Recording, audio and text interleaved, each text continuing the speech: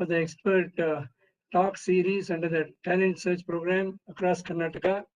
Today's guest speaker is Professor B. Venkatesh from the National University of Singapore, and I would introduce him a little later. We also have with us at this occasion our esteemed executive committee members of the Karnataka Science and Technology Academy, Professor H.A. Ranganath, and then we have Dr. A.E. Eknath, and then we also have other senior colleagues from the academy and from other locations. With us in the academy are Dr. Y. Basavaraju, a former Dean of the College of Fisheries, Mangalore, and Professor B.G. Rangaswamy, the Registrar of the VTU Belgaum, and several others who have joined us here at the academy on the screen live and also on the YouTube. A large number of our colleagues watching the program on the YouTube. We are very privileged to have Professor B. Venkatesh with us this afternoon. He is also, as you are aware, is the Honorary Fellow of the Karnataka Science and Technology Academy, Adjunct Professor at the Department of Pediatrics, National University of Singapore, former Professor and Research Director at the Institute of Molecular and Cell Biology, National University of Singapore. You know, it's a A-star institute. He's also the Distinguished Scientist at the Center of Human Genetics in Bangalore. And that's how with to Professor Ranganath, several colleagues from the CHG Bangalore also have joined this program. We also have with us Professor S.K. Saidapur, esteemed member of the Executive Committee of the KSTA. And with me here are Dr. M. Ramesh, the CEO of the Academy, colleagues Dr. Anand, Dr. Umesh, and Dr. Srinivas, and several other colleagues. And we are also privileged that we have Dr. Venkatesh's family members. ನಿಮಗೂ ಎಲ್ಲರಿಗೂ ಸ್ವಾಗತ. ನಮ್ಮ ಪರಿವಾರ ಸದಸ್ಯರಿಗೆ ನಮಗೆ ಇವತ್ತೊಂದು ಹಬ್ಬದ ದಿವಸ ಅಕಾಡೆಮಿಯಲ್ಲಿ ಇಂಥ ಒಂದು celebrated scientist is with us on this occasion. Very briefly, Dr. Venkatesh completed his bachelor's and master's degrees in fisheries science from College of Fisheries, Mangalore, and University of Agricultural Sciences, Bangalore, and PhD from the National Institute, National University of Singapore. A privilege again, he did his postdoctoral studies under Nobel laureate Sidney Bremer at the Medical Research Council in Cambridge, UK, and returned to Singapore in 1992 to set up the first genomics laboratory in Singapore at the Institute of Molecular and Cell Biology. After a distinguished service, he retired last year as the Professor and Research Director of the IMCB A-Star Institute last year. He is presently, as I said, an adjunct professor at the Department of Pediatrics, National University of Singapore, and a joint scientist at the KK Women's and Children's Hospital there. As I said, he's also a distinguished visiting scientist at the CHG in Bangalore. His research interests include comparative genomics, molecular evolution, and medical genomics. A big jump from fish to human genetics and genomics with several international publications in Nature, Science, and Cell. You name any journal, that kind of a publication and that kind of groups he has led across the globe. And in recognition of his achievements among several other awards, he has been honored with the Singapore's National Science Award in 2004, a national honor in Singapore, a member of the Human Genome Organization, HUGO, as we know, chairperson of the Genome 10K project, to elucidate 10,000 vertebrates, and he's also a foreign fellow of the National Academy of Agricultural Sciences, India, and as I said, our own honorary fellow of the Academy. With a brilliant career here, he kindly accepted our request to deliver this talk. We also have Sri Nagesh Hegdeji, known science writer amidst us, and several others are joining as we go along. To all of you, once again, a warm welcome, and my privilege to request Professor Venkatesh to speak on this very interesting topic of the rare genetic disease diagnosis by whole exome and the whole genome sequencing. And we have a wide audience, starting from graduate students to teaching faculty to emeritus professors to vice chancellors. So all this is the gamut of our audience, Professor Venkatesh. And once again, from the KSTA, I thank you, welcome you, and request you for your talk. Thank you very much. Good afternoon, everyone. And first, I would like to thank Ayyappan for giving me this opportunity to share our work with all of you. And also, I would like to add my apologies for my bad throat. Probably you are hearing a very gruff voice. See, having lived in a very hygienic and protected environment in Singapore for so many years, I thought I'm very immune to things in Singapore and India. But last night I had an episode, and so you can imagine my throat. I have to visit the bathroom several times. And so I seek your apologies if my voice is not very clearly audible.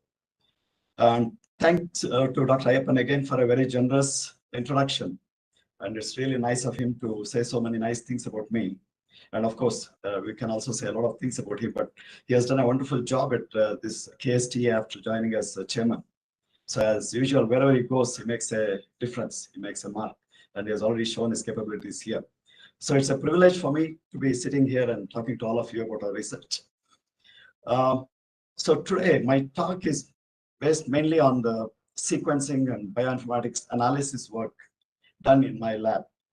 So I'll start by giving a brief introduction to what we mean by rare genetic diseases and why there is a need for early diagnosis of these diseases, how we go about sequencing the DNA of a proband, the affected individual and their family members, how we identify the variants or the mutations, and to what extent our work has helped the patients. And at the end, I would like to share some of the case studies where we were able to go all the way from patient sample to identifying the variant and function of the gene. And most of these works have been published. So here and there, I'll be showing the publication details as well. So at some points, I might have made very simple concepts, just keeping in mind there are undergraduate students. And if there are any, of course, there are many experts in the audience. So I seek their understanding. And so I'd like to start my work. So genetic disease is all are familiar with that.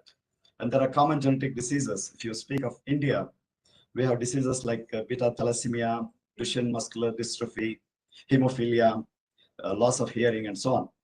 So for most of these common genetic diseases, the gene involved is well known. And also the variant or the mutation is also known for at least some of them. And there are standard genetic tests. So if somebody is suspected of having any of these diseases, they can go for a genetic test and they can know if they're positive or negative. So it's sort of well established because a lot of people are affected by these common genetic diseases.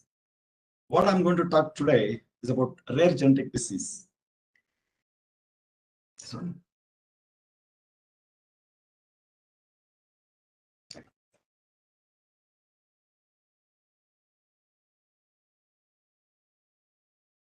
Yeah. So by definition, you can see these are rare. So although we say it's rare, it affects nearly 350 million people in the world. That's approximately 1 in 20 million. But there are many individuals in developing countries who have not been diagnosed. So the number is likely to be much more. All these numbers are from European countries and some from North America. So the definition of rare genetic disease is they occur in very minor allele frequency. That means they occur in less than 1% of the population. And right now, we are aware of about 10,000 rare genetic diseases. When we started this work about 6 years ago, there were only 4,000 known genetic diseases. And so the number is growing because more people are working, more sequencing is being done. In fact, we have added several new diseases to this list as well. I'll show you some of the diseases. So the pity is 50% of the affected individuals are children because these diseases manifest in early childhood. And more unfortunate thing is 30% of these affected children do not see their 5th birthday. They pass away. And on top of that, there are no effective therapies for most of them. There are no approved FDA drugs. There are no treatments. One good thing is they're all predominantly monogenic, meaning they're caused by variation or mutation in a single gene that makes it somewhat tractable. If you have the samples and the right sequencing technology and the right filtering bioinformatics technology, in principle, we should be able to identify the causative mutation. But it's not always straightforward, as I will show you. It's almost like looking for a needle in a haystack when the needle also look like hay. So it's really very challenging. This is one example of a rare genetic disease. It's called Hamami Syndrome. So as you can see, it has several craniofacial dysmorphisms, which in itself is not fatal. But as a child grows, its brain may be affected, blood may be affected, and our heart, brain, gonad, and so on. So the child goes through several stages of this disease, and it becomes a very complex case. So this is very typical of these rare genetic diseases. That is, it has multiple symptoms. So this disease was studied by my colleagues in Singapore, Bonard et al., and they found that the mutation was in a transcription factor called IRX5, and they published it in Nature Genetics. And in fact, this was the starting point for starting our rare genetic disease program in Singapore. So we kept this as an example and see whether we can do it in a large scale, in a systematic manner, and get samples from different countries and from Singapore. And then we started sometime in 2014 or so. So when such patients go to see a doctor, it's a big challenge for the clinicians to diagnose them. They go through what we call as a diagnostic odyssey. So they start with a clinical assessment, and then they will send them for cellular tests, blood tests, liver function tests, and so on.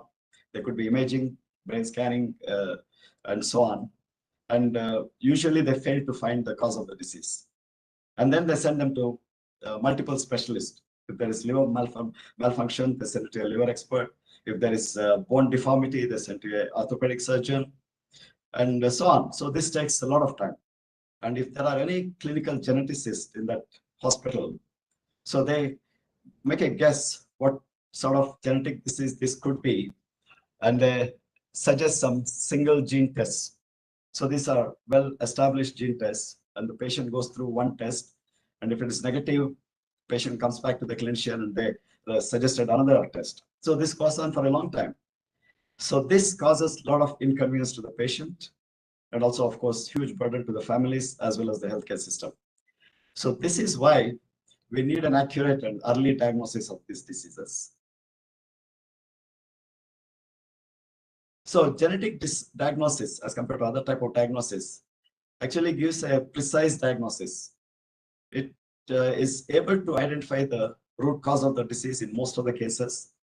So once you know the root cause of the disease, the clinicians can treat the root cause rather than worrying about the symptoms. Of course, some therapeutic measures have to be done to manage the patient and his symptoms, but they can target the root cause. And if there are any treatments, sometimes they even come up with new therapies. So this helps the clinician in designing and deciding therapeutic strategy, how to treat this child. So other thing is, as I said, for most of them, there are no cures, there are no drugs. But still, it's a great help to the parents because we can tell the parents if they are carriers of the disease allele and if they are homozygous, heterozygous.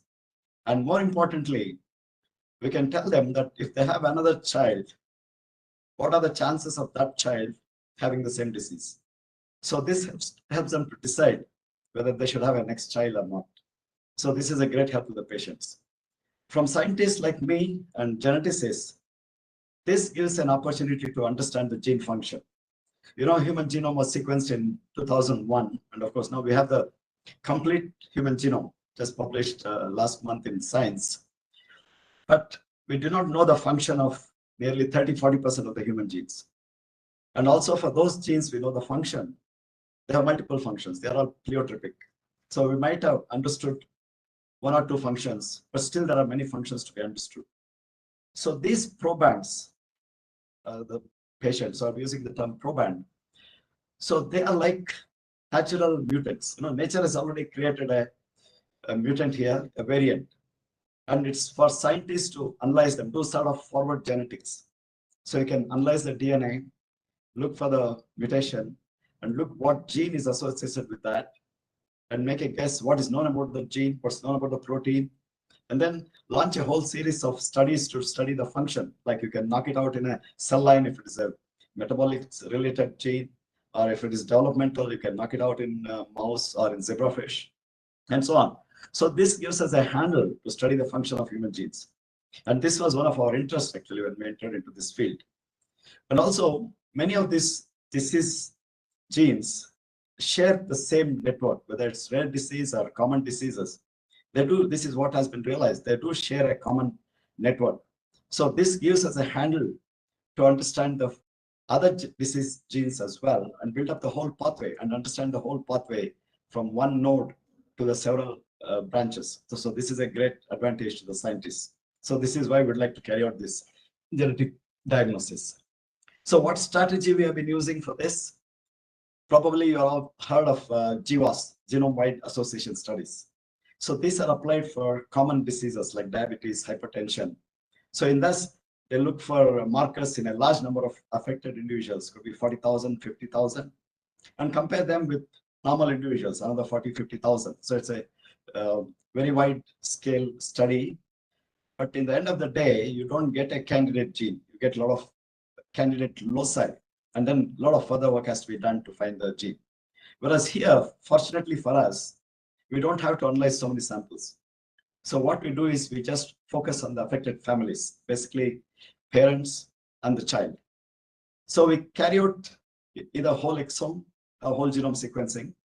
I'll be telling the difference between whole exome, whole genome in a minute, and what are the benefits of whole exome. In fact, most of our early studies were done by whole exome sequencing. Of course, now everyone does whole genome sequencing. I'll tell you what are the advantages of the both systems. And then what we do is we sequence the exome or the genome and compare these genomes among the healthy and affected family members, and try to identify what is unique in this affected child and try to narrow down to find the candidate gene. So of course, this sounds very simple, but it's a very long and tedious process. And we need a lot of algorithms. Of course, there are many algorithms available in the open source. And from time to time, we also develop our own in-house programs to address these issues. So what's the whole genome? I'm sure you're all familiar that all our somatic cells contain 23 pairs of chromosomes, 1 to 22, and then X and Y, depending on male or female. Female will have 2X and males will have 1X and Y. So these chromosomes actually comprise of 3,000 million pairs of DNA megabases. So they're made up of 3,000 characters of nucleotide. So this is called the whole genome. So then what is exome? So if this is the human genome, it's 3,000 megabases long. Out of that, actually, only 2% code for genes, particularly the protein coding genes, and about 10% code for regulatory elements that control these genes. They decide when these genes have to be turned on and turned off, when it has to be shut on. And rest, nearly more than 80%, is so-called non-coding sequences. And my mentor, Sidney Branna, always called it as junk DNA. Of course, he did it until his last days. So out of these 3,000 megabases, what we do is we try to target just the genes so that we can look at the protein coding sequences and identify the candidate variants. But unfortunately, these genes are found in pieces in the human genome. It's not, all the genes are not found in one stretch. They're found in bits and pieces, and they're called as exons. So how do they look? This is very simplified representation of the human genome. So the gene starts here from ATG and goes all the way up to TAG. This is the stop codon. So those sequences in red are the exons, and they're separated by very large sequences called introns. So when the gene is translated, it translates all the way from here to the end of the gene. And then these introns are spliced out to generate the messenger RNA. And then that is transcribed into protein sequences. So what we do in whole exome sequencing is target just these pieces of exons which code for the protein. So basically this comprises only 55 megabases as compared to 3,000 megabases of the human genome. This is just 55 megabases, and it's easy to handle that. So what are the advantages of whole exome sequencing compared to whole genome sequencing? Whole exome sequencing identifies mutation in the protein coding genes. So we know a lot about protein coding genes. We know it has an open reading frame, it has a stop codon, it has a termination codon, and intron splice sites. So it's easy for us to interpret if you find any variants or mutations in the protein coding genes. It's easy for us to interpret what's the consequence of this on the protein sequence and the function of the protein. And most known variants, I would not say all, most known variants are of Mendelian disorders. That means they are inherited in a Mendelian fashion from parents to children. And most of them are found to be protein coding sequences, but I will not vouch for it because now we have also seen there are some Mendelian disorders that can be narrowed down to the non-coding sequence, the vast 80% of the human genome. That has its own challenges. I'll maybe at the end of that, if you have any questions and answers, I can talk about the whole genome sequencing. So as I said, the mutations in the protein coding sequence or the exons is easy to interpret because we know a lot about protein coding sequence. You can even produce a protein incorporating this mutation. And since we are only targeting less than 2% of the human genome, it's much less expensive. And more importantly, it gives you an accelerated discovery. So we can help the patient as soon as possible. So this is a big advantage for us. When we first set up, we used to take about 8 days to sequence the exome and do the analysis.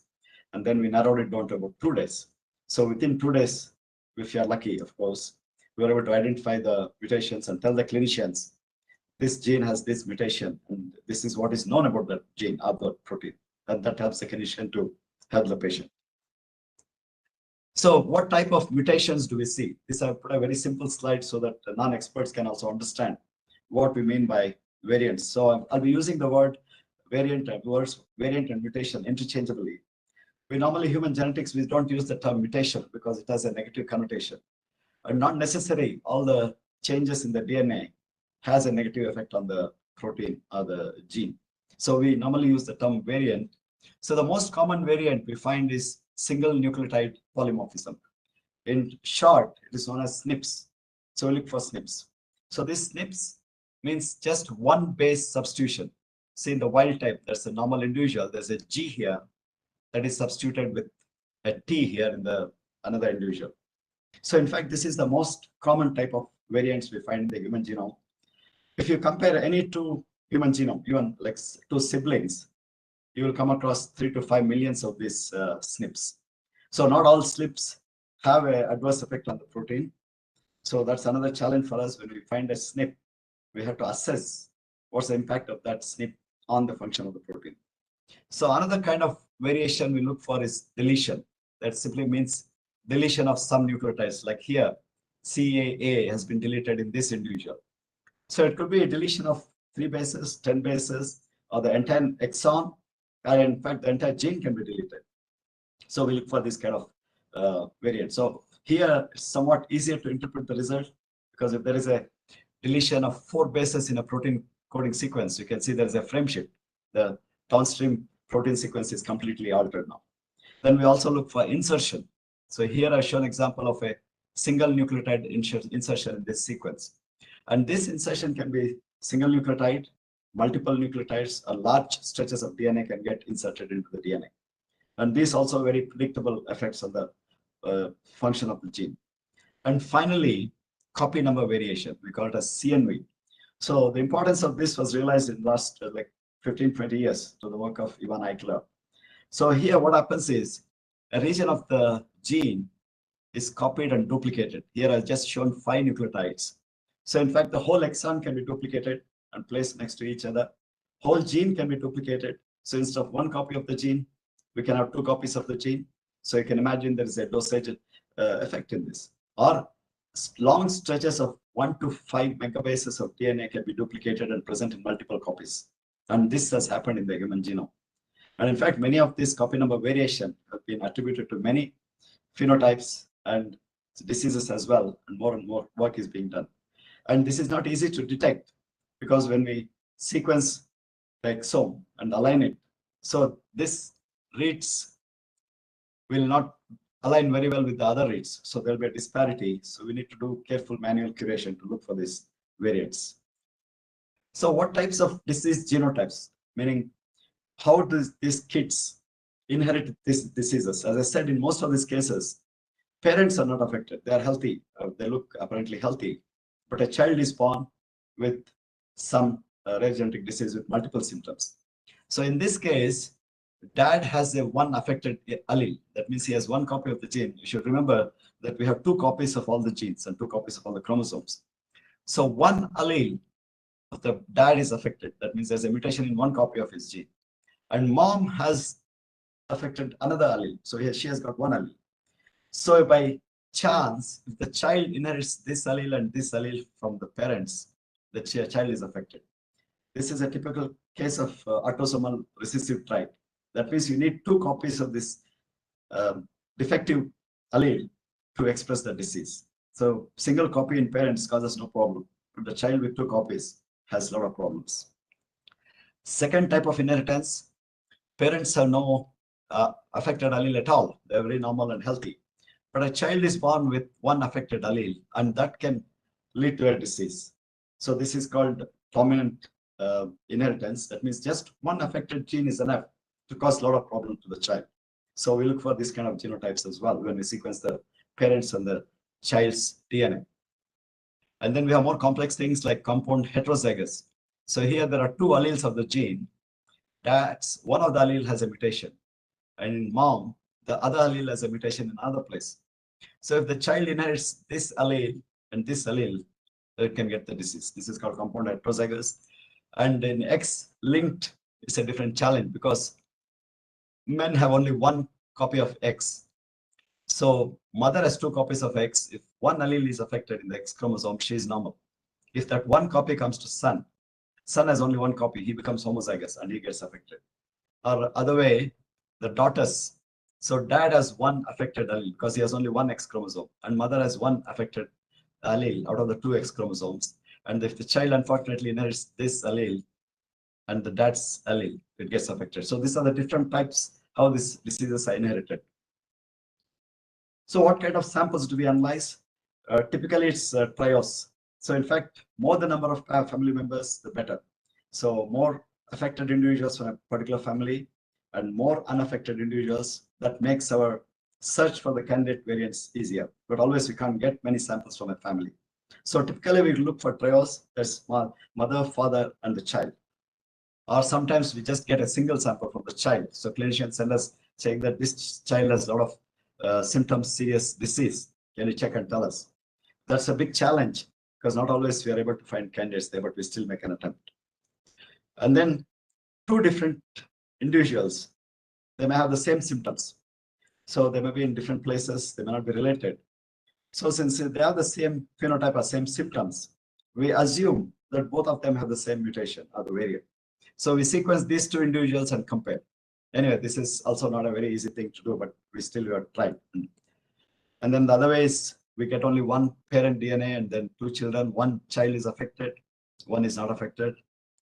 And then quarter is parents unaffected, one child not affected, one child affected. So this having four samples helps us to narrow down the candidate gene to a great extent. So as I said, more number of samples from one family, the better for us to identify these variants. So these are some of the next generation sequences that we have been using and others have been using. Of course, now the most common platform is the Illumina, NextGeek, or other models. In fact, we started with ion proton. I will not go into the reason why we started with that and so on. But now there are at least two platforms, and there are many others now that have come up with that. And some labs are also using long read sequencing like PacBio and Oxford Nanopore to look for variants in these diseases. But this is the common workhorse which is used extensively all over the world. So I just want to tell you how we target the exons, because the whole genome is not exon. As I said, it's only hardly 2%. So what we do, we take the entire DNA, extract the DNA, shear it, means cut it into pieces, and we have these fragments. Let's say these are the exons. Then we make a probe that actually hybridizes to the exon. So because since the human genome is sequenced, we can synthesize probes that are complement to the exon. We combine them, hybridize them, then this has got a magnetic bead with the streptavidin, Then we wash it, pull down, and retain only those exons, and then sequence the exons on one of these platforms. So this, I'll quickly go through this. So what do? We start with raw reads. So we do the raw reads, and we have a reference human genome that's accepted by all. So we align these reads to the reference human genome and look for variants, how our sample is different from the reference human genome. And then we annotate where this variant is located in the coding sequence or in the splice site, at the beginning in the third codon position, or is it a deletion or an insertion, and so on. So typically when we sequence 3 individuals, affected child, dad, and mom, for this is exome sequencing, for each individual, we come up with 50,000 variants. Now from this, our target is to narrow down to one, actually, finally, only one. We have one candidate variant that's useful to the clinicians. So what we do, we compare variants from all the 3 individuals. And if it is found in all 3, so we know that is not the causative variant. So we filter off those non-unique variants. And then we filter off variants in the common population, because there are a lot of databases now where they're done whole exome sequencing as well as whole genome sequencing. There are 40, 50,000. UK has already crossed nearly 100,000. So one good thing in genomics is all this data are available in public domain, so everyone can access freely. So we download those databases and compare our sequence with that. And if it's already found in somebody, some individual, and if that individual is not to be healthy, we remove them. So and retain the rest. Like this, there are several steps. I'll not go through that. Then we go and look at the OMIM. OMIM is an authentic Mendelian disease database. So if it's already reported in the database, we look at what gene was there, whether our gene is safe, and so on. At this point, we sit with clinicians and review our data. And Sanger sequencing is the good old gold standard of sequencing. We have to repeat using Sanger sequencing to validate that candidate. And if we are lucky, from 50,000, we come down to one candidate variant. Most of the time, we end up with 30, 40, sometimes 10. But having 10 is as good as having not any. So that's like a dead end for us. So it's not that easy to find a single candidate variant. It's a big challenge. So this is just an example to show you how they differ. So these are the reads, it's all piled up one against the other. This is mom's read, dad's read, child. So if you look at here, mom has G here. So both allele contains G. And dad also has G here. It's not marked here, but it's G. Whereas child has 50%, nearly 50% G and 50% C. So it's a heterozygous SNP variant. So we look for what kind of effect this has on the child. And this is a deletion. Mom has deletion in one allele, other allele is normal. So this is like 9 base pair deletion. Dad has one allele with deletion. And this child has inherited both this. So you can see this entire region is deleted.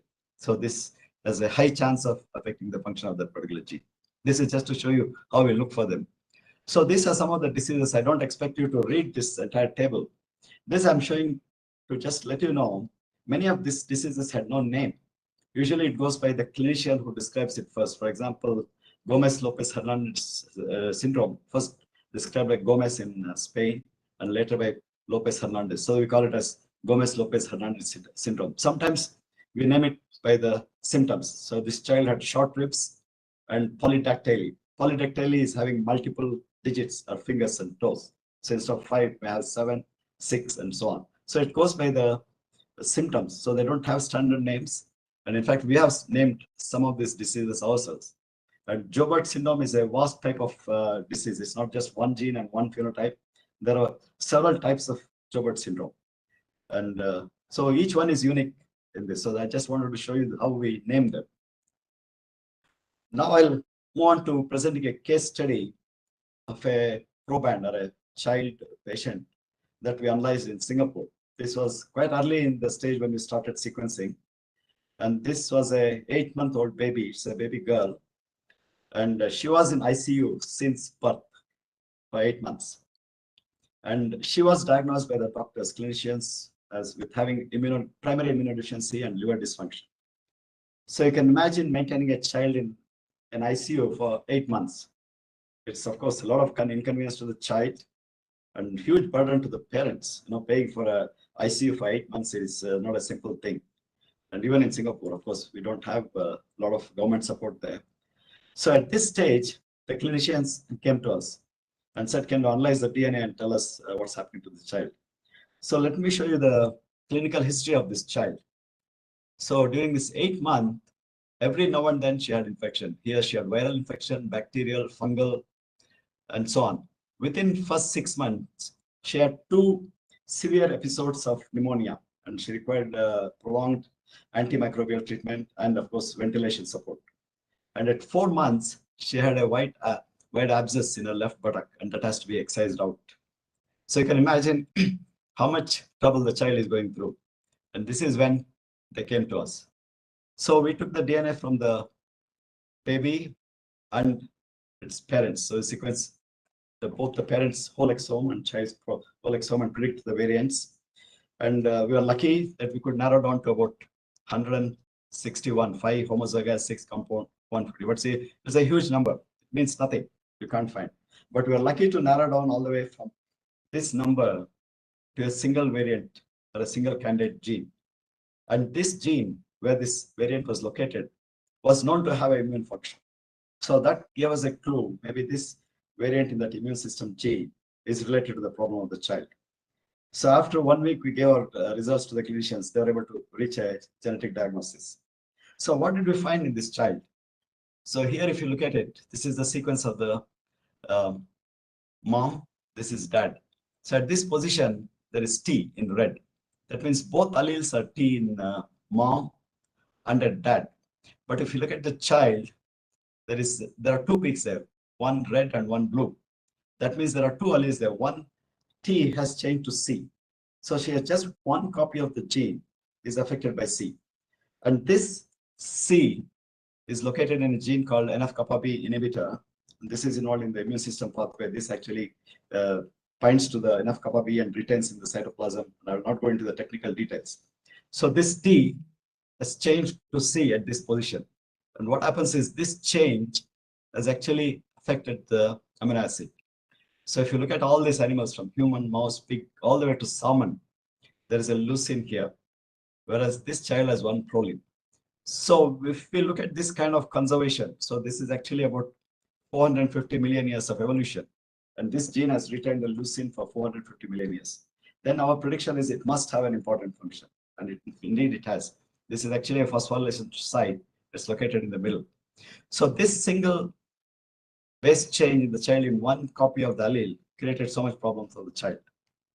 So the only treatment for this child, of course, it has a name. This disease did have a name in the OMIM. It's called anhydrotic ectodermal dysplasia with T-cell immunodeficiency. That means she cannot produce T-cell. She can't launch a T-cell immune program. So she's totally deficient of that. In addition, she had other problems, like she had no sweat gland. When we told the doctors, they took a biopsy of her skin and said she cannot produce sweat. So we always take for granted sweat is a nuisance, it bothers us. But when we looked at this case, if a person cannot sweat, he can die in heat, like a heat like this in Bangalore. If you go out and if your sweat glands are not functioning, you can die of overheating. It's so important. And then her skin was affected, dry skin, her teeth was affected, her hair was affected. So this is very typical of these rare genetic diseases. So only treatment is to replace her blood cells with a normal blood cell as much as possible. So the doctors decided to do a bone marrow transplant, and they did find a donor. 2 months later, they carried out bone marrow transplant, and they did it actually in 2 batches. And then 3 months later, the child was sent home from ICU. So at least it was cured of the immunodeficiency. So this was a big relief to all of us, of course, and the parents and the child as well. So this was one of our early success stories. I'll go through some of the recent ones. I'm not going to go into the details of this. This is just to show that there was no description for this disease when we started working on that. It has symptoms like growth retardation, spine malformation, facial dysmorphism, and developmental delays. So we found mutations in different positions in a gene called CDK10. CDK10 is involved in cell cycle, cell proliferation. It's also involved in some cancers. And here for the first time, we showed that also can give rise to some genetic diseases. And then this is Anencephaly. So sometimes the children are born with only partial brain or open skull. So this happens when the anterior neural tube fails to close properly. So when the neural tube doesn't close, it leaves a gap. And most of these cases, either there is a spontaneous abortion, the there'll be stillbirth of the child, fetus. So we had 3 samples, luckily, and we analyzed this fetus, and we found there was a 21 base pair deletion in one of the copies. So that actually deletes about 7 amino acids. So this has a big effect on the child. In fact, Anencephaly is the most common birth defects in the world. About 2 out of 1,000 pregnancies experience this. In fact, in countries like China, it's almost 6 per 1,000 births. And what happens here in this case is the mothers always have abortion or premature birth, and they will never know why they have this. So they keep trying. So when we do this diagnosis, we can tell them why it's happening and what they can do about it. So that was really a good contribution from us. And then this is oral facial digital syndrome. So this is what I call as polydactyly. Instead of 5 fingers, it has 2, 4, 6, 8. And sometimes it's the same symmetry. So these are all, of course, not fatal, but then they lead to other diseases. So that makes it a challenge. So in this, we found a mutation in a gene called C-plate. And then epileptic encephalopathy. You know, when a child has epilepsy, doctors have their own diagnosis, and many times they are unable to find out what's the root cause. So in this case, we traced it to a dehydrogenesis involved in metabolism, and we found that it was in that gene. And they were able to address how to rectify this defective gene in these children. And finally, this was published very recently in 2022. This is heterotaxy. So some of our organs are aligned in a left-right asymmetric manner. For example, our heart is found on the left side, spleen on one side, stomach on one side. So if this formation and arrangement of these organs are affected, so it leads to heterotoxy. So instead of having heart on the left, some children are born with the heart on the right side. They do survive, they do grow for some years, but then other complications start. So in this case, we actually started with 1 or 2 families in Singapore, and we found this mutation. So to verify that, we contacted clinicians in other countries and managed to collect about 12 families. And all of them had mutation in the same gene. In fact, that gene was not well known. It was not even well defined. So we gave a new name for that syrup, cilia-related left-right asymmetry organizer, metalloprotease, and so on. It was published recently. So these are the case studies where we go from patient to function of the gene. Of course, it doesn't always help, and it involves work of a lot of people, a lot of teams, and model organisms like mouse, the zebrafish, sometimes even xenopus, and cell line work and so on. But one, if keeps up that, and we have the right infrastructure, of course, and funding, we can go all the way. So all these studies were conducted in an academic environment, research institute in collaboration with clinicians from our hospital in Singapore. In fact, most of our samples in these first few years came from other countries, especially from Middle East. We didn't have many patients in Singapore. So we used to get from Iran, Saudi Arabia, and so on. So there, this type of diseases are more prevalent because they practice consanguineous marriages. They marry in close relatives, like first cousins. So this is when the recessive alleles come together and express as a genetic disease. So we used to get those samples. So then we moved on to see how effective this can be in a clinical setting, in a clinical environment.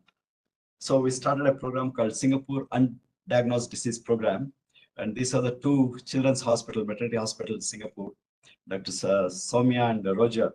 They led, and of course, the scientists from our institute, particularly Karin Bonnard and others, they led this study. This was a big team. It's not just those 2.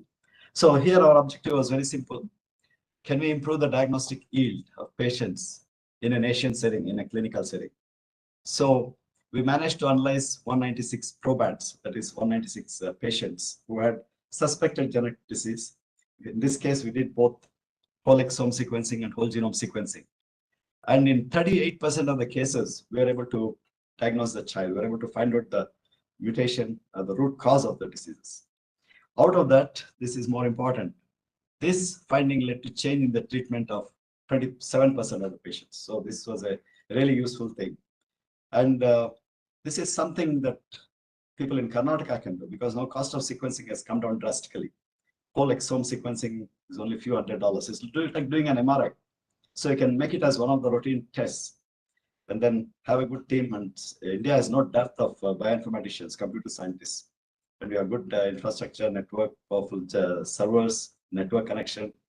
This is something people can take up. Of course, in the end, only you get your success rate at 38%, but that's a big addition. If you think from the point of the patients and the clinicians who are at a loss, this is a great help to them.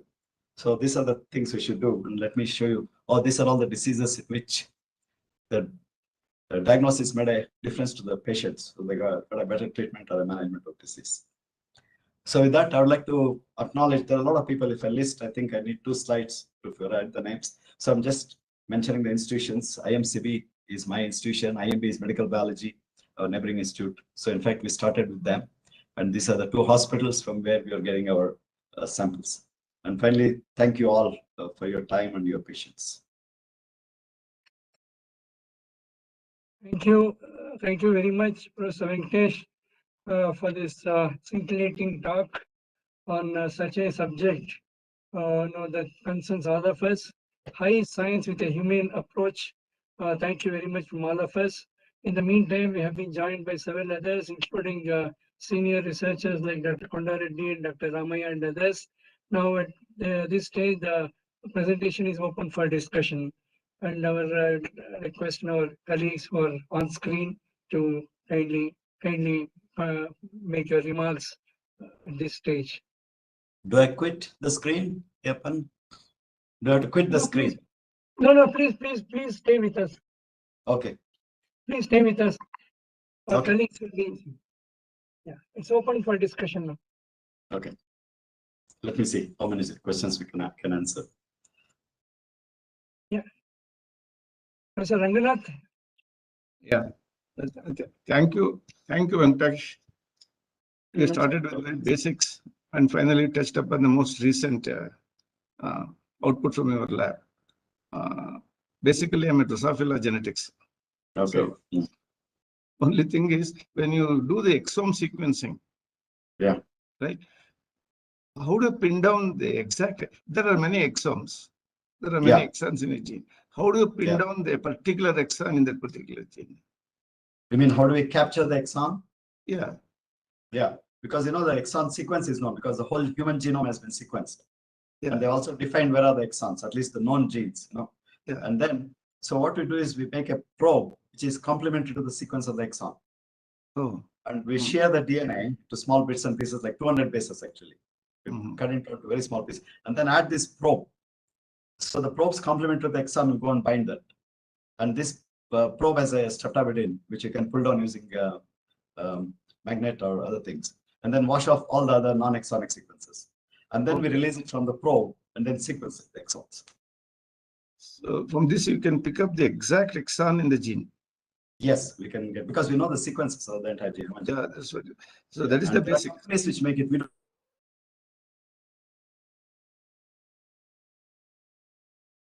sequencing. They started with 40 megabytes, 50. Now they make probes for microRNA. They play a very crucial role in gene regulation. So there are probes for microRNA. Mutation in microRNA can actually lead to a disease. So they're expanding that. Of course, the other one is sequence of whole genome. That's all. This could be de novo also, right? This is all de novo. Yeah, we do the de novo sequencing. So we don't have to do very high deep coverage because we have a reference sequence in the database. We sequence to a depth of like 100x or so, and it doesn't cost much. So once we capture the probes, we run it through either Illumina, or in one lane you can run 10, 20 samples, and then sort them out, align to the reference human genome, and see where are they aligned, and then look for mutations. Like I showed that genome viewer, in that we look for that. That is done automatically. We don't do it manually, of course, it's not possible. Just to show an example, I showed those 2 screenshots. Venkatesh, are you speaking from Singapore or from Malaysia? I'm speaking from KST office. I traveled from Malaysia to here, which was quite a long journey for me. I was not sure where I was going. I was born and brought up in Malaysia, but I have no idea about this locality. Just the people told me that your parents are at Malaysia. Yes, my whole family is in Malaysia. I grew up in. I was born in Malaysia, grew up in Malaysia. My family, my wife's family, they're all in Bangalore, and some of them are here in the audience today. They wanted to see me talking because I give talks in other countries. But of course, I gave some talks in NCBS that was purely technical and for scientists and so on. So now Ayyappan was kind enough to allow those people to come and sit in the audience. We are grateful to you. He's always very generous, very kind. No, thank you. So I try to make it simple so students can also understand, but others, if you have any questions, I'll try to answer. Thank you, sir. Thank you, Professor Rangnath sir. Other comments, remarks, questions? Venkatesh, Yeah. it is curious, no? You started from fisheries. How did you switch over to this? Yeah, that's an interesting story, you know. So we always say we have to do something new, you have to switch your field. Because, you know, after certain years, our brain gets saturated. We are out of new ideas. So this is what Sidney Brenner used to say. So when he interviewed me for a postdoc, of course, you know, he's a pioneering geneticist. So I told him I don't know much about molecular biology and human genetics. He said, then you'll become a good scientist because you have no preconceived ideas and you'll be better than others. So he took me to Cambridge. There I changed my field completely. I worked as a postdoc with him in Cambridge, UK. And I started on human genome there. And first we also did some fish genomes as a comparison to human genome. Our target was always human. And then it was after all that finally we came to what we call as medical genomics or clinical genomics. This is where we have more funding. That was another reason. Now, Venkatesh, I am at CAG, Human Genetics, Center for Human Genetics as visiting professor. Yeah. Not come for 2 years because of COVID. Yeah. 2.5 years. Thank you, Venkatesh. Nice to see you. Thank you, sir. Other colleagues, any remarks, suggestions, questions? Yes, Dr. Ayappan, can I ask a question? Yeah, please, Dr. Dr. Ramaya, please. Yeah. I hope I'm audible. Yeah. Dr. Venkatesh, thank you. Yeah, thank you for your illustrative and wonderful talk. I'm not a geneticist, but you elicited a lot of interest in understanding some part of the diseases that caused by the genetic disorder.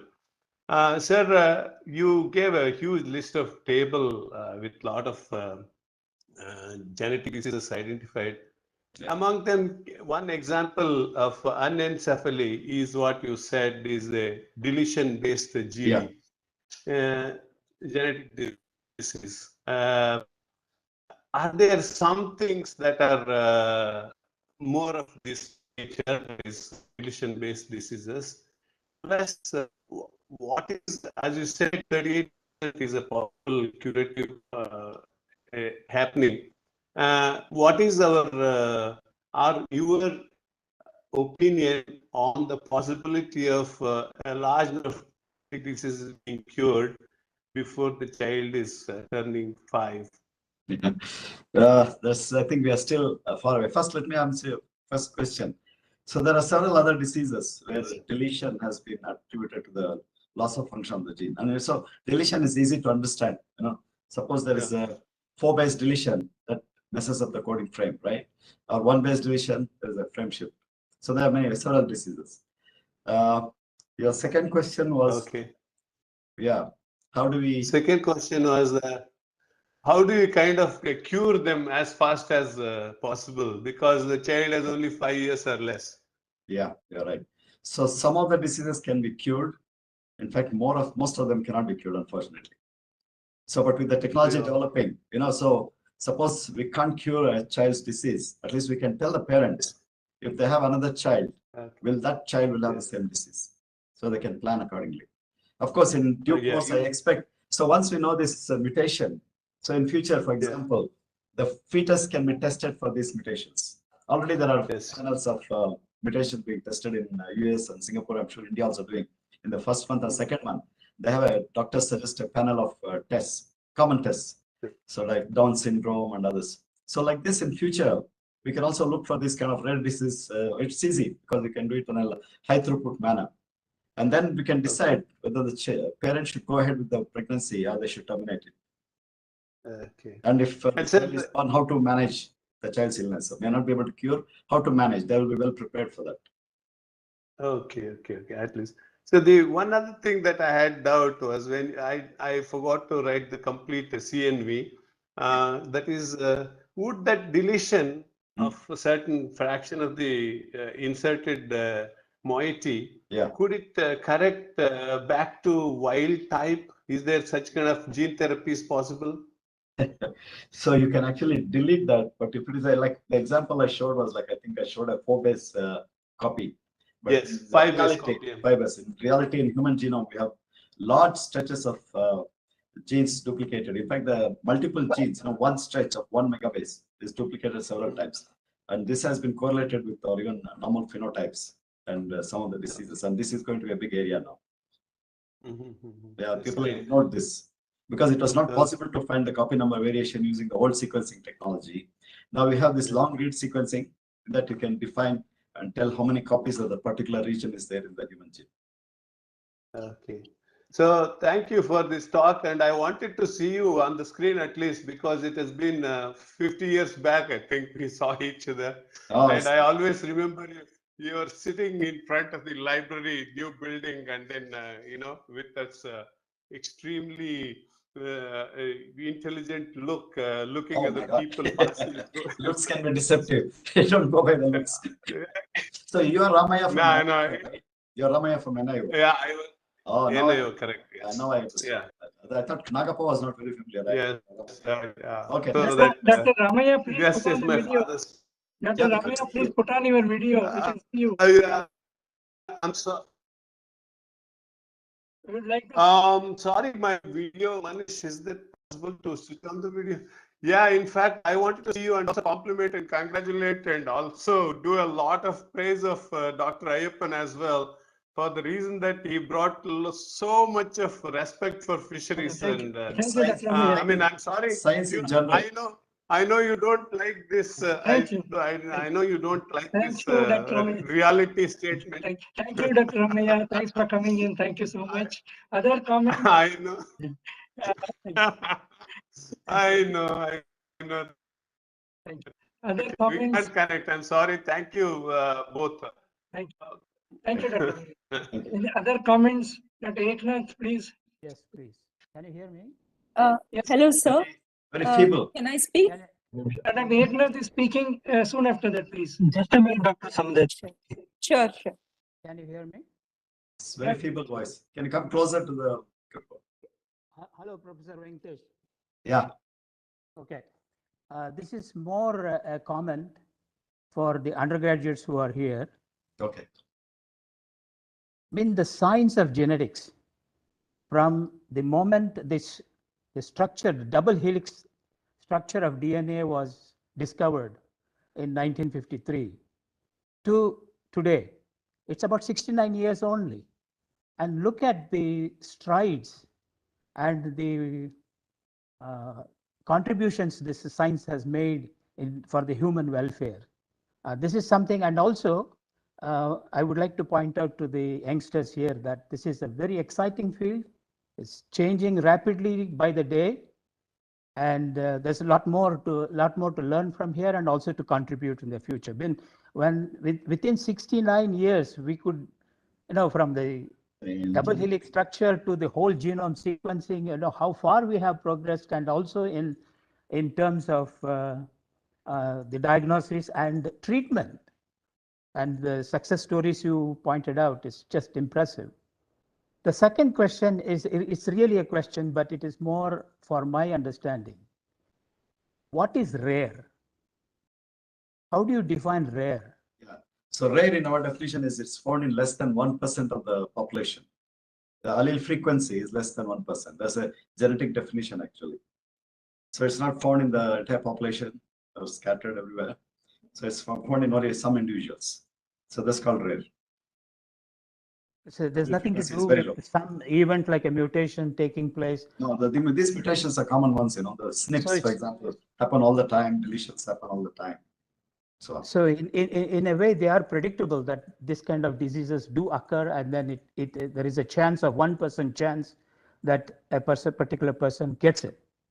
Yes, that's what we are seeing everywhere now. So like Karnataka, also in South India, we have consanguineous marriages in some community. I have friends whose children were born with limb deformity, loss of hearing, and they don't know what to do with them. And they're all actually genetic cases. If somebody sets up a lab and analyzes them, I'm sure they can find the cause. There are many such cases. Some are partial, like mental retardation, slow growth, poor speech, loss of limb coordination. There are many phenotypes, symptoms.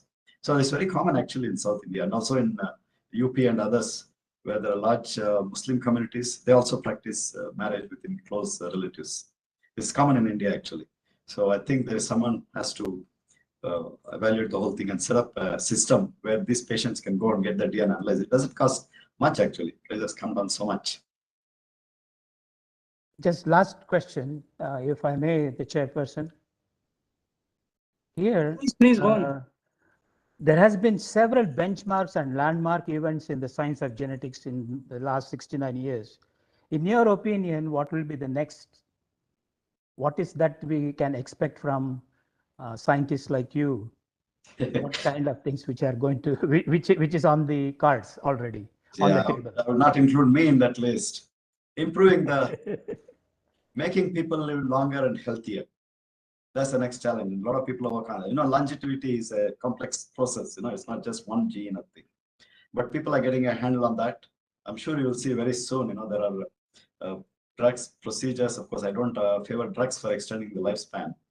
So if there are books, there is a book called Why We Don't Live Longer, Why We Die Early and Why We Should Not. So there's no set rule that humans have to die at 80, 90 years. There's no limit on human lifespan. No, it's not just our faults. So they can live up to 120, 130, 150 years. So that's the next major. And they have to live healthy. There's no point in sitting in a wheelchair with the oxygen tube stuck in your nose and going around, but they have to live healthy also. That's the next development I would expect. Thank you very much, sir. Thank you. Thank you very much. Other comments, remarks, suggestions, questions, other comments? May I, sir? Yeah. Yes. Please. Somebody had a question. I can't hello, see the person. Is your screen on? No, sir. I'm not finding the Okay. option to switch on my video, sir. Otherwise, Okay, fine. Go ahead. Okay, go on, madam, please. hello, sir. I'm Dr. Samudyata from JSS Academy of Higher Education and Research. Yeah. So I'm an assistant professor of biotechnology. Okay. Basically, I'm a bachelor's and master's in applied genetics from Karnataka University, Dharwad. After Okay. which I pursued PhD in biotechnology for 7 years in the area of cancer research. So, however, I did have some experience working with next generation sequencing facility, mostly with operations and management. However, my love for genetics and genomics draws me to presentations like this. And it's been a wonderful presentation from your end, sir. Thank you. What I would want to know is, you did mention about an example wherein you identified variants with uncharacterized genes. So, Yes. could you please share your insight as to what would be the approach when you identify variants within uncharacterized genes, which I believe is more challenging and complex? Absolutely. The last example I gave, heterodoxy, where the heart is present on the right side of the children.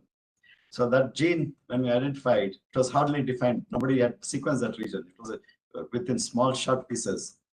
And so we finally defined that we could get the protein sequence.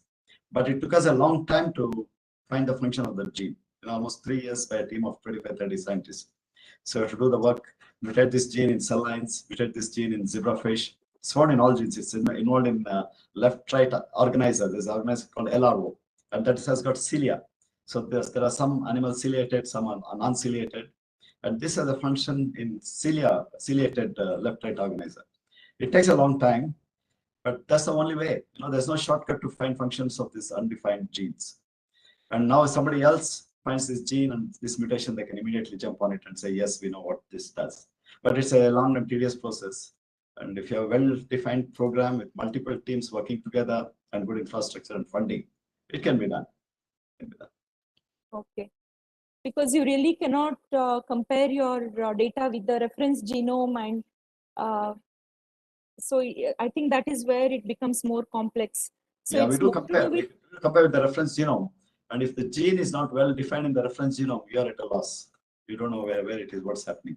Especially if there are no ESTs, no express sequence. If the gene is expressed, there is a EST in somewhere in the database. Immediately we know there is a gene there. If there are no, some genes are expressed very transiently for a short period, like this left-right organizer. It expresses in the cilia, in the organizer for a short period. So unless somebody sequences that region in that time point, you will never find that transcript. So there's more to do on the bioinformatics front. Do you agree on that when Absolutely. we come across All such my progress I attributed to my bioinformatician. You know what I do, like Professor Ramaya was telling. So I hire computer science graduates and teach them biology. They learn faster than if I hire a biologist and try to train in bioinformatics. And all those people are trained, they've been immediately absorbed. You know, they're all working for Illumina, Proton, PacBio. They poach them from us because you don't get that kind of people. And India has no dearth of computer scientists and bioinformaticians. A place like Bangalore, you know, you are the Silicon Valley. There's so many, only thing somebody has to guide them. What are the challenges? What are the problems? What they can do, sit at home, of course, if they have a good server and good network, they can do it. Bioinformatics is absolutely essential. Otherwise, we can't handle this data. You know? So when I said we compare with other databases, there will be about 200,000 human genome in the database, like UK genome project. So we download 200,000. Each one is 3,000 megabases. Right? And then we compare our sequence against that. We need very powerful algorithms, and the bioinformatics can do it. I have no idea how to do it. So we need them, absolutely important. All my success has been because, and I got good bioinformaticians. They learn biology fast, and they're able to analyze and come out with interesting data. And they all have been absorbed by different companies. My last guy was taken by Bayer in Singapore. They're working on plant genetics and this variants and so on. They immediately hired him and they paid him almost double the salary that I was paying him as a postdoc. Yeah, right. Thank you, sir. Thank you, so madam. much. Thank you. We have been joined by Dr. C. Vasudevappa, Vice Chancellor, NIFTM, Haryana. We would like to welcome him. And you would like to say something, Dr. Vasudevappa? Thank you, Dr. Ayappan Saab. And of course, I missed the talk of Dr. Venkatesh. I know I was in some other meeting, 2 meetings I finished in between, and I came back. So I know, but otherwise, I wanted to just get some clarification from Dr. Venkatesh. One is, of course, is now we have been seeing, especially in the food scenario, people who the gluten sensitivity or even lactose sensitivity and things like that, which is increasing in India as well. We were only seeing some people who are coming from outside, they were asking for gluten-free and things like that and no milk. So, but now this the number of such people are increasing in the country. Is it related to a molecular biology part of it, or I don't know why? What is the reason? I would say so. That is very, very important for us to take it forward. Yeah. So lactose intolerance is well known actually. Certain part of the population they're intolerant to lactose, and the mutations are known, and they're all metabolic genes. They're in the pathway. But why the number is increasing? There could be multiple reasons. Because not many people used to check before, like in villages.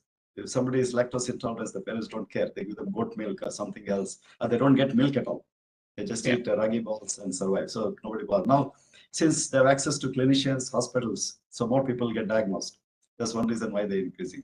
Other thing is I won't go with it for full force, whether it's a developed trait, because of our food habits. Because with wheat, we also eat so many things. In olden days, wheat and dal was a staple food. So now we eat a lot of things. We eat chicken, mutton, butter, and whatnot. So there, I think our ability to digest some of these might have been compromised. But I don't have data to tell you that. But so lifestyle is another reason for how this could have increased. Certainly, more people are getting diagnosed. They have access to the hospitals, clinicians, and so on. They're getting diagnosed. And some of this metabolic pathway rare diseases. Thank you. So those people have to have special diet. You come from a food, and that personalized diets has to be imported. It has to be imported, and each tin costs like $200, $500, and if you have to rare baby on that for 6 years, it's tremendous expenditure. Yeah, I understand India government has a scheme to help such patients, to import those. So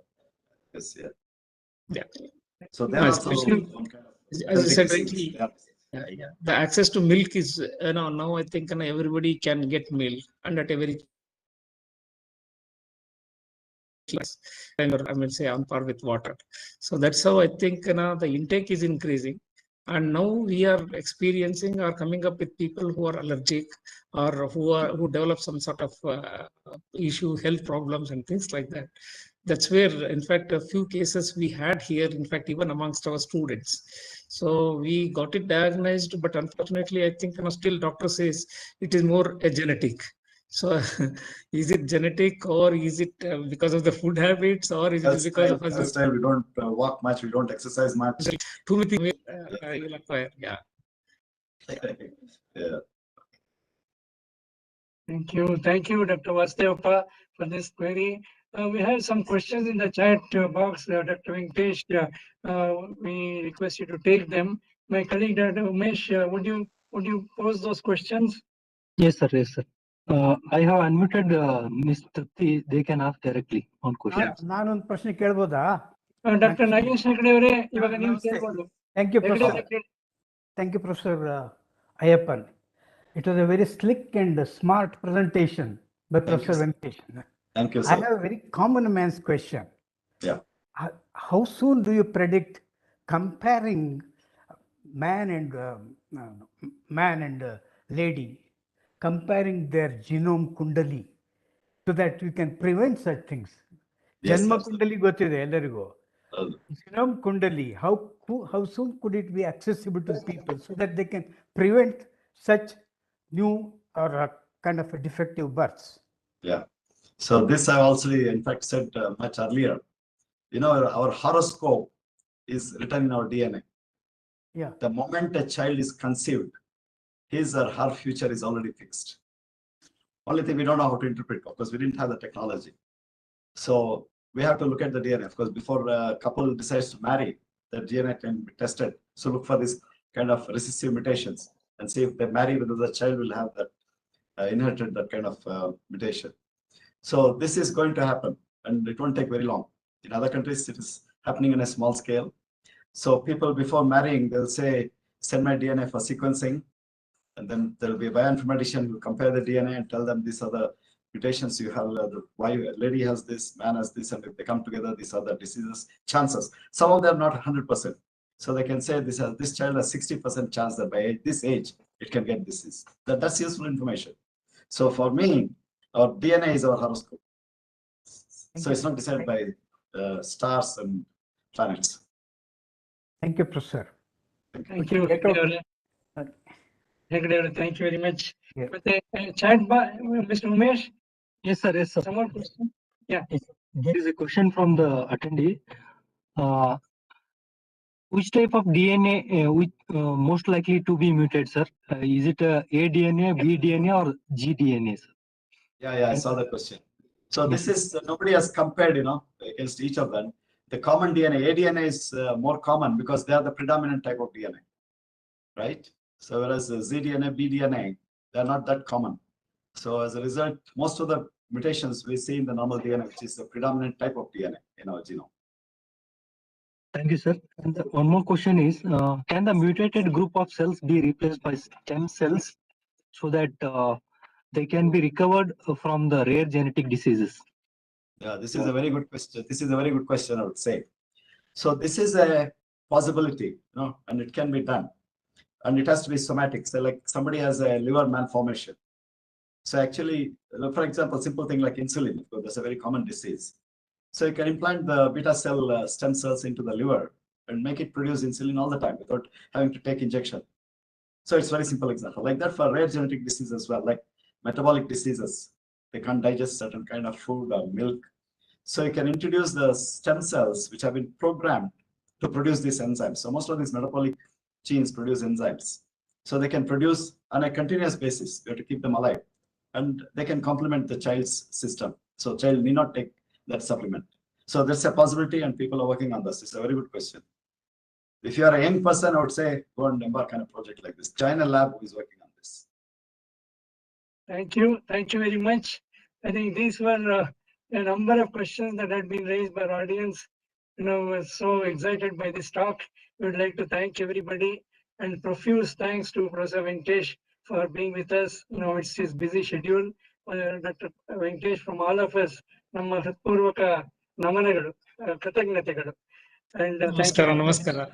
Namaskara. Yeah, over to Thanks Dr. for organizing this. I really enjoyed talking. Did Thank not you so expect much. so many questions. I really enjoying receiving questions. So people have at least they understood some part of my talk, and then they did ask interesting questions, and I'm very glad about it. Thank you for organizing this talk. Thank you so much. Over to Dr. M. Ramesh, CEO of the Academy, for his words. Dr. Ramesh, please. Sir, thank you very much for your very scholarly and exciting talk. Right from basics of genetics, you took us to case studies. I'm sure students would have got a lot of take-home message from your talk. I'm sure some of them will be excited to take up genetics as their future study and also research. And we are very proud that from the fisheries field you have entered the human genetics field. We are very grateful to you for your talk. And thank you very much, sir. We'll be organizing many webinars in future as well. When we organize a talk on bioinformatics or biotechnology, we'll be inviting you for your talk from Singapore. Please accept our invitation and deliver the talk as like today. It was as Nagesh Hegde sir told, it was really very crisp and everybody could understand from the basics of genetics. We are very grateful to you for your time and coming here and delivering the talk. Thank you very much, sir. Thank you. Thank you very much. We have with us many illustrious seniors from fisheries field and other fields. We are very grateful to all of them, right from Professor Rangnath sir, who was the former Vice Chancellor of Bangalore University, then Dr. Saidapur, former Vice Chancellor of Karnataka University, and Dr. Eknath sir, my own illustrious senior and member of KSTA, and Shri Nagesh Hegde, well-known science writer, Dr. C. Vasudeva sir, again a well-known figure in the field of fisheries, and my illustrious senior, and Dr. Ramaya and Dr. Konda Reddy have all joined for this exciting talk. I am very grateful to all of them, and Dr. Basuraj sir has come all the way from has also brought family members. We are grateful to you for your presence, sir. We